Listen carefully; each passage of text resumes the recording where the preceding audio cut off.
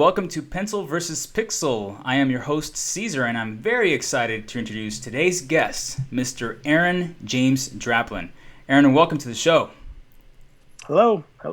Thank you, Caesar, for having me and bearing with all my technical difficulties here. That's become one of my hallmarks in doing podcasts is not knowing how to use the software, having too much ambient noise, having emails buzzing and dinging shit. So I've come all the way into the basement here in my parents' house in northern Michigan, and it's dark and cavernous, and we can get down to some serious conversation. So yeah. So just a little bit about Aaron. He is the founder of Draplin Design Company and co-founder of the very handy Field Note pocketbooks. He's also known for his most recent artwork for the Sasquatch Music Festival and branding for the collaborative writing website Editorially. So Aaron, before we start, I'm going to ask you, pencil or pixel? Ooh, it's kind of a multifaceted answer, I think my first reaction would be, of course, pencil. I mean, it's really never let me down. There's nothing worse in the world than a laptop that needs recharging or not being able to get to your tools. But when that happens, I can rely on a pencil. So I would say the second answer is kind of, pencil first and then pixel to refine the stuff and make it real, make it live. Whatever that means. And and here's the thing: if the project calls for only pencil, then you get all your 2H's out and all the little shavy things and little scratchers and stuff, and then you make it out of pencil, right? Freehand, right? Yep. But the idea, that someone would have to kind of, like if you ask people this all the time. If someone says, "Well, I'm only pixel," that is really odd to me and seems really limiting, and seems a little sad. Like, well, sure, you're like I don't know who would say that, some kind of pixel designer person, great, or whatever. I don't know, some kind of robot, web designer. Maybe. Yeah, I mean, right. This idea that's I just really like this sort of there's a certain I don't know, a randomness to pencil and drawing and still relying on your hands to make stuff, and that's where really all my shit starts. I have a certain there's a certain warmth of the paper that is sort of consoling, So to start this scary project, there's something safe about that, and I almost feels like if you just start by cracking open Illustrator, that it's kind of, I don't know, like you're just kind of, what's a technical term? Like you're shitting on generations of craftspeople that for years and years before you, they used a pencil and some one horsehair brush to make that logo, right? And for me to sit down and think I can just bang it out with vector, I don't know. It's like that's step 12 or something. Yeah. You know what I mean? So anyway. Definitely. So Aaron, I've given him a little snippet about you and what you do, but if you could elaborate more and kind of give us an overview. I'm a graphic designer from Portland, Oregon, and I have been really, really lucky in the last couple of years to, be on a bunch of podcasts and interviews and stuff, and that's been really fun. But I make field notes with Jim Coudal and a bunch of really smart people in Field Notes Midwest, which is Chicago, and then I do Cole Headwear, which is a headwear company out of Seattle, and then Union Binding Company, and I make everything from ads to websites to stuff for those guys, and we're going on a decade each for those guys, and then of course lots of logos for someone that calls me and challenges me and says, all right, we want you to do this mark for this project or this little new company. I do a lot of that stuff, and then there's all kinds of other shit too. I don't know, but all kind of creative endeavors, and somewhere in there you get a paycheck, and shit's been going really good, and I have been kind of sharing it with everybody who wants to hear it. I think I wish I would have heard some of the riffraff that maybe, I don't know, some of my heroes would have said a lot more when I was a young kid, because I wouldn't have went and fucked around in any kind of agencies or anything, because it just would have been like, well, shit, but there's a normal course to this stuff, and I think we all have to do that. So now that you're diving a little bit more into the business side of things, have you always had the spirit of an entrepreneur? Have you always known that you want to be in business for yourself? Oh yeah. I mean, what skateboarding and snowboarding taught me, so long ago, 92, 90, 87 is that you could make your own shit. And, I don't know, not necessarily even sell it, but just make your own zines and make your own stuff and make your own culture and make your own community at your own hands and not have to rely on, what does a football player rely on? He relies on, I don't know, fucking steroids or I don't know. They rely on ESPN News or something to give them their news or some painful ass local news that they hope to be, whatever. Like we didn't have any of that, and when you're on the fringe, even in my little town, you have to go seek out the weird music and seek out your own shit. And that taught me that so long ago, that you could go and make your own things. And so then when I got myself out west to see people making little companies and little stuff and not necessarily doing well, but just surviving just enough, that was so crucial to see it because, I always knew that if it's peddling DDC shit or the next thing, it's like, I'm going to give this a go, but always try to be as pragmatic as possible that's not my only coal in the fire. Definitely. It's really, if I never made 1 cent off of selling DDC shit or posters or merch or field notes or anything, that's kind of okay. I would still work my ass off to make my rent. You know what I mean? And that's just sort of the way it goes. It's just so weird to me that I kind of wish all designers would do that. They don't have to. It's fine. It's just sort of this weird thing where I just always knew that I wanted to have control over some element of my life. Absolutely. Someday maybe I'll go down a straight job and I don't know, have fucking meetings about meetings and say shit like don't circle the wagons and whatever the fuck people say at the places. I don't know, and maybe I'll do that again. But for now, it's been really dirty and really great. That's awesome. So very cool. So you touched a little bit about DDC, which brings me to another question, which is how important is branding yourself to you? So not necessarily DDC only, but your personal brand. How important is that to you, and how important is it for the work you do? Well, I don't know. A couple, I don't know, what would you smart ass motherfuckers over the years have said things like, why would you, why do you, do you, like you're feeding into your ego or something, or they're kind of challenging you. It's like, I've just always liked the idea that a one-man band can be a weird little sucker punch. And if the work that you do, is solid, and I hope it is, that you can have this little entity to help push that along. And how it's kind of subversive. It's not me plus 19 other people to make 20 people to make awesome stuff. It's me fighting it out to make hopefully good stuff on my own, right? And then with the big asterisk of never really relenting in the pursuit of making it all seem bigger, as just a fucking joke, really. I don't even know or just a reason to make fun t-shirts to give to your friends or trinkets or shit. I was enamored and sort of really, really blown away by it, seeing Chuck Anderson back in the day, doing all that cool CSA shit. I didn't even know where to buy it, but it was they made their own cologne. Not that I would buy that, but I did buy the mouse pad, and it was cool. Okay, so what are your options? You can go buy a mouse pad from Staples, or you can buy it from CSA Design Company, and it was just shit, man. I wanted to put my money into all of what Chuck was doing and their subsidiaries and support them because the stuff is cool and it's designed and it's, it's well done. So, I think that, so much of what Field Notes was about really was to see if I could make something really simple that all my friends could use. And the fuckers better be using them. But right here, man. Yeah, attaboy. Yeah, yes. You know what I'm saying? It's okay. Let me be a real dick here, even more than I usually am. Go right ahead. But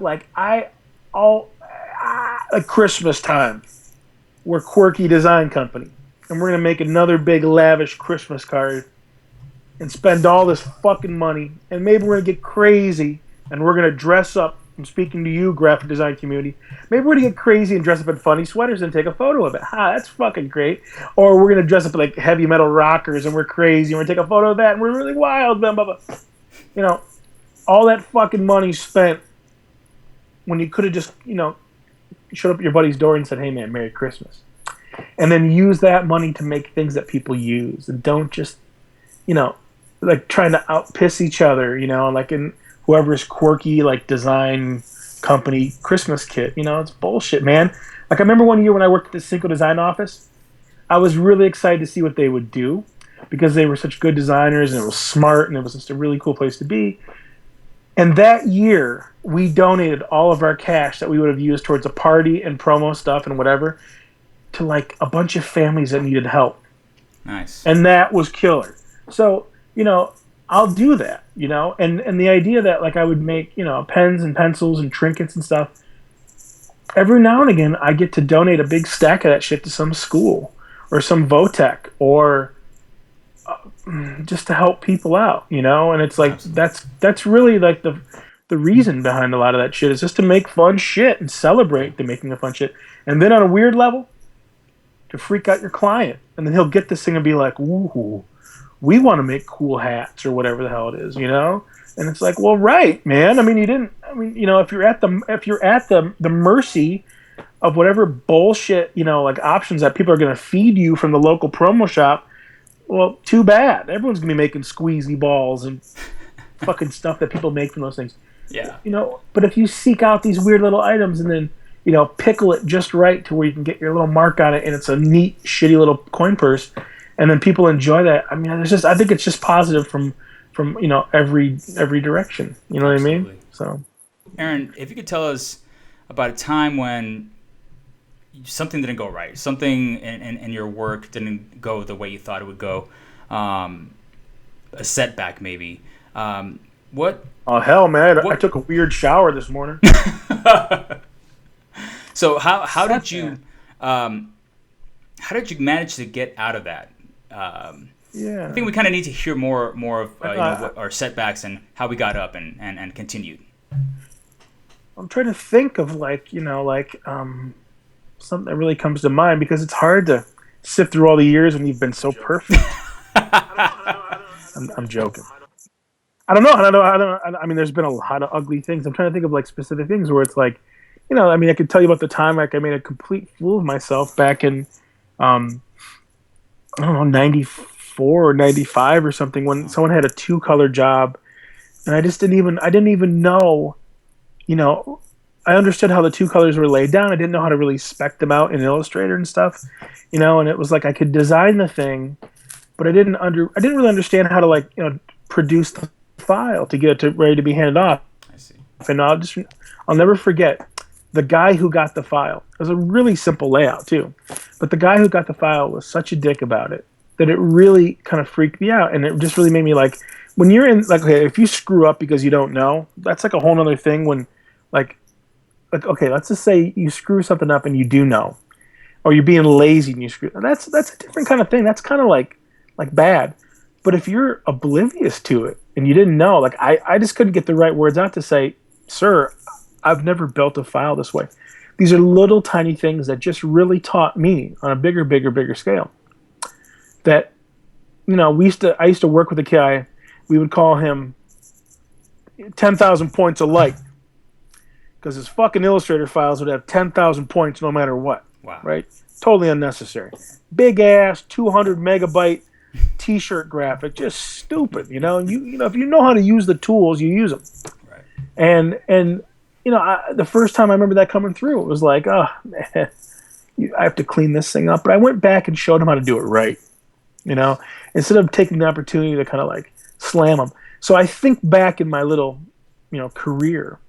And I think about like that one moment where I realized like there's just a lot I don't know, obviously. Even in like a total small town printer who needs help with this file, and I'm not really even speaking his language, so it just really made me hungry to try things before I was ever in a position, again, quote unquote, professionally.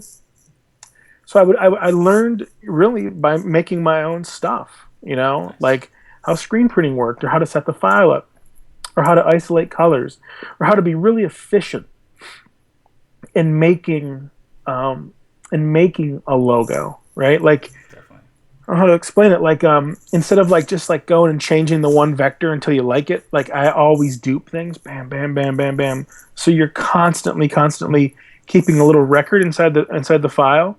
Like I had to evolve to that. I had to like teach myself kind of how to do that, you know. And it's like that's because somewhere along the line, I remember like someone saying, we really dug what you showed us yesterday, and I didn't have a record of it. Whoa. So it's like in that moment of shame you learn, you know and then you build on that, and then forever and ever and ever after that, there's a proper way of making your files. You make a change on something big, you make another version. You keep track of that shit. I mean, I guess one of the things that really comes to mind when I'm thinking about what's screwed up. Well, about 7 years ago, I had a hard drive go out, and I think we've all been there where we've either had what they call the click of death. I mean, now that I think about it, I've been at this shit since '96 with any number of computers, right? So that's been every 2 years. It's been what, 10 or 12 new machines, and every couple of years you get a new machine and whatever. But one time I was in the middle of making Snowboard magazine, this magazine we used to work on called Snowboard, and we're in the middle of the mag and we're doing it, and my hard drive took a shit, and it was such an awakening that like, oh my God, man, I've got all my stuff on that one little disc, and I am going to learn the hardest of hardcore lessons about, basically data, how to back it up, how to be appropriate about that stuff, how to be precautionary. And here's the thing: is I was prepared for like basically losing all of my life before 2004 or whatever when that happened, right? Which would have been a real bummer. But when I took the drive in, and interestingly enough, the guys at that hard drive shop were total dicks and totally, kind of big lead, like, like, we don't know if we can get to it. If I was ever to find out that all that dude does is plugs in some other thing, runs some little piece of software, he made it sound like he was going to be like giving, it was like surgery on the fucking thing. Well, the thing is I got back 99.9% of all my shit back. I lost about a day and a half. So if you think about the rings on like some little hard drive, it's a little thing, right? Yeah. But the outer ring, which wherever my shit was stored at from the last couple of days, I lost that. And that added another 10 hours onto my life. But I got away, I got away with it there. And I was so lucky. But that day, I went and bought a bunch of externals, got the RAID software, asked the right questions, and I set my shit up. And since then, my shit's been backed up. So if, in the worst case scenario, that my drive was to go out, something was to break, the damn building was to burn down, I've got all my shit somewhere, Good. And that's the kind of lesson that like, it's kind of an entitled lesson, you know what I mean? Like, if you don't have the money to go buy that shit, how do you make the change? You just get right back into the ring, you buy a new computer and you go for it. But it's like, that was just such a weird day for me because this is what I do. Absolutely. This is my life, Wow. and why am I running it kind of half-ass, And it's not just how you back your data up. It's, everything in your life, So it's kind of like the refinement process of your life or how you work or whatever, These are just little things that instantly come to mind that were like, man, shit, 6 months ago when I got on Dropbox. What's this thing called? Pixel versus pen, or pen versus pixel, or whatever. Pencil versus pixel. If you want to get into it, man, Dropbox saved my life. Oh, I bet. There's a guy up there in San Francisco.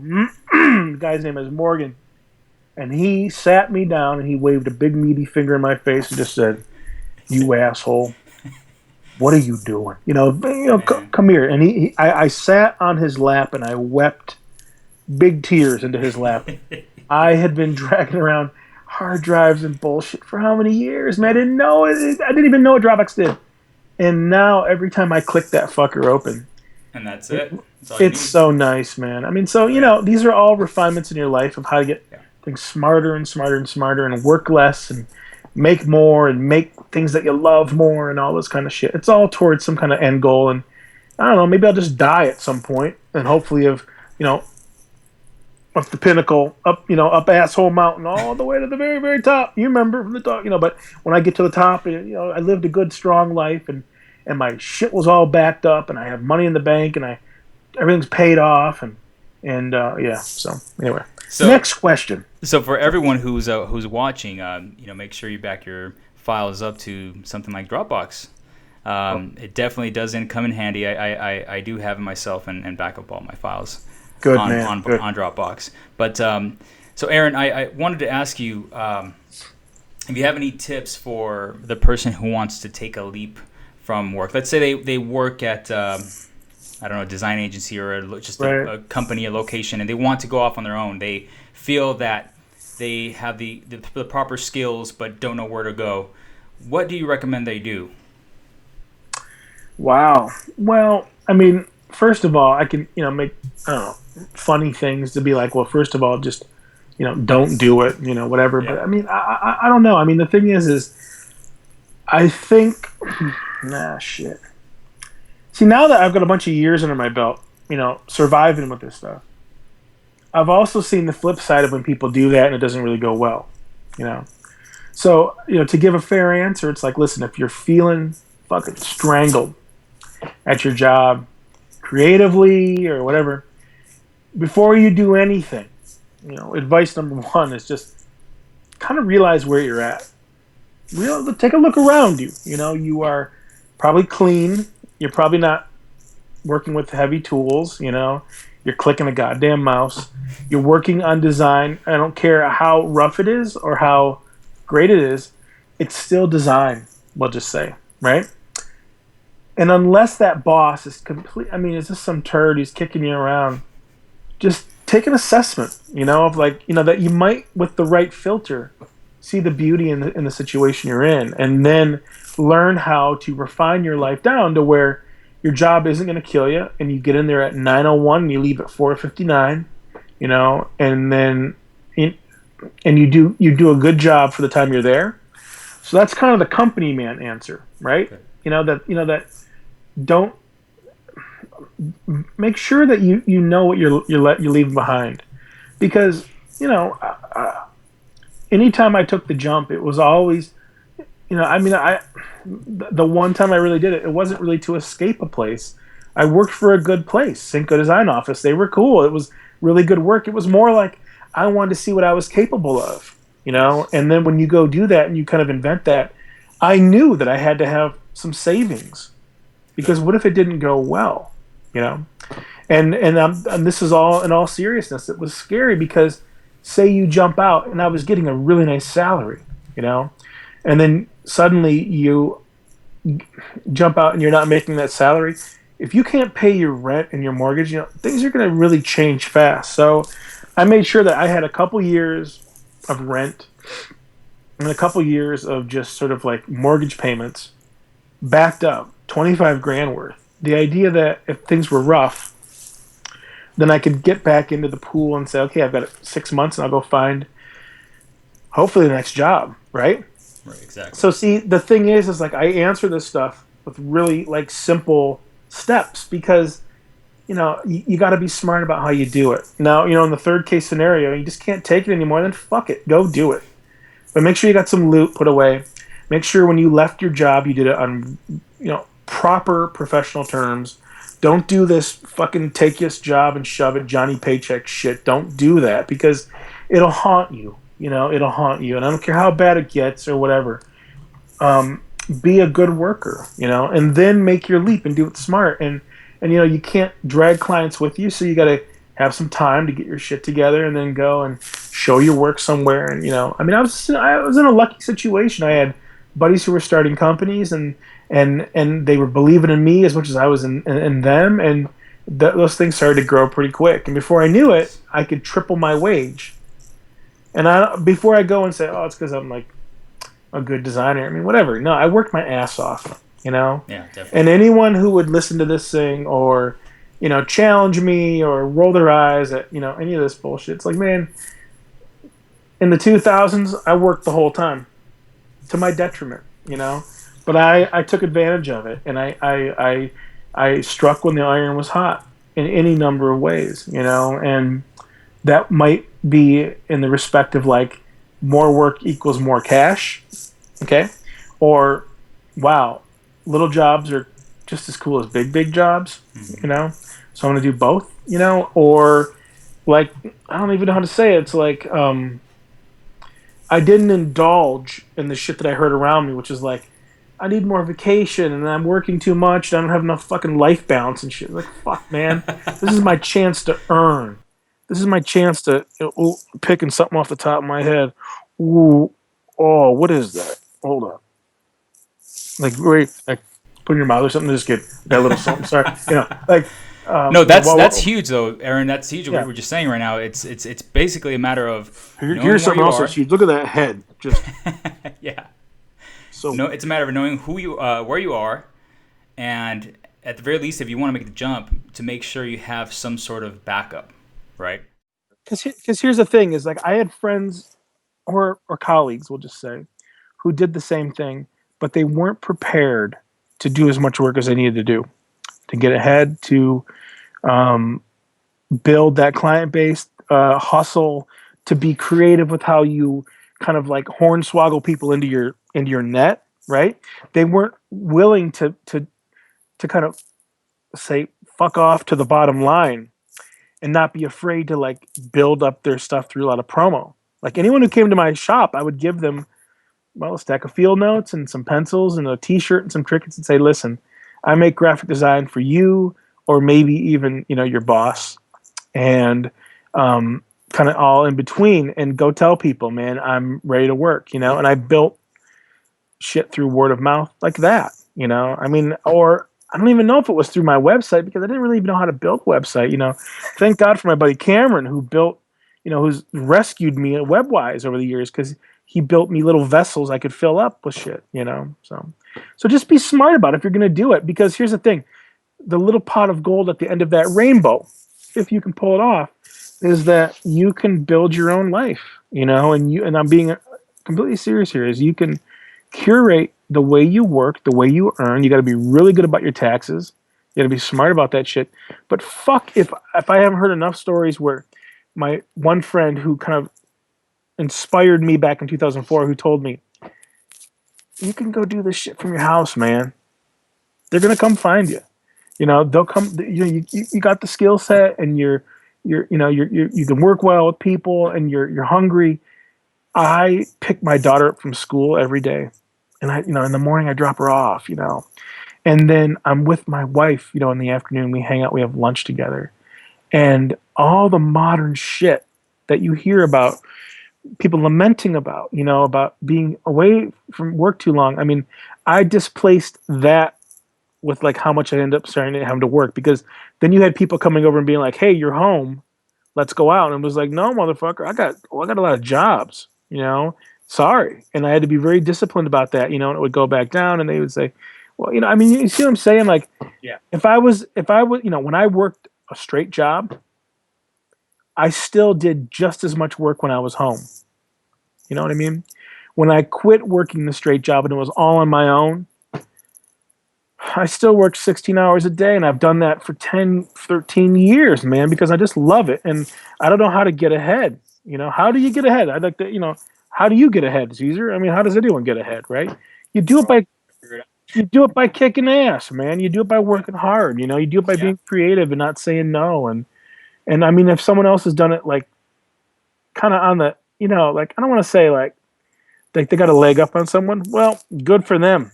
But it wasn't that way for me. So I can never really give advice. That's kind of like step one is you do this. Step two, you lie to this person and then you do that. And all this other shit that I don't know. I don't know how people advance.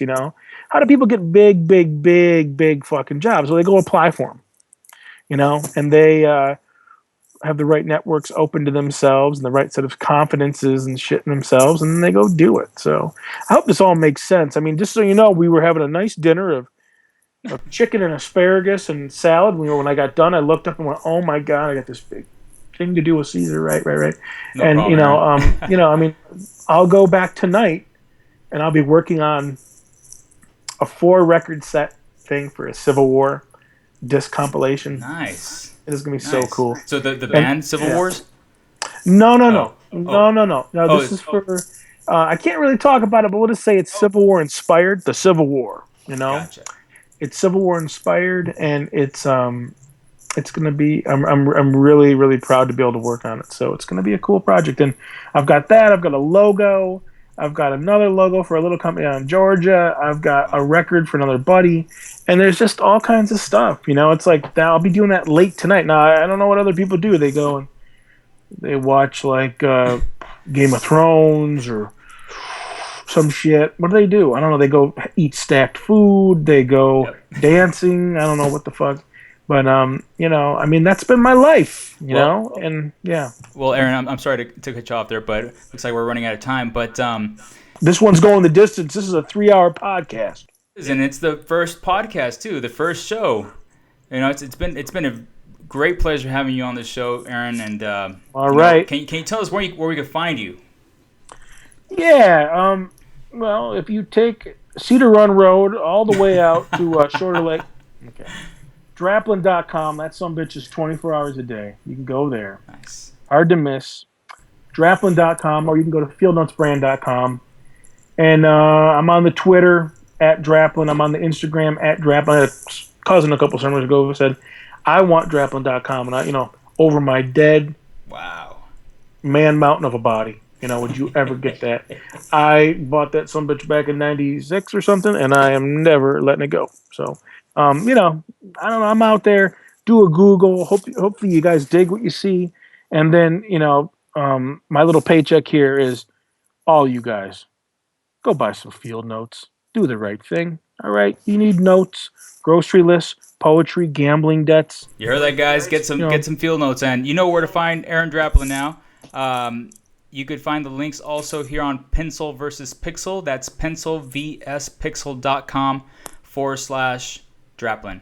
Aaron, it's been a pleasure talking to you, man, and we'll catch you real soon. Thanks a lot. All right. Thank you, Caesar. See you guys. Take care.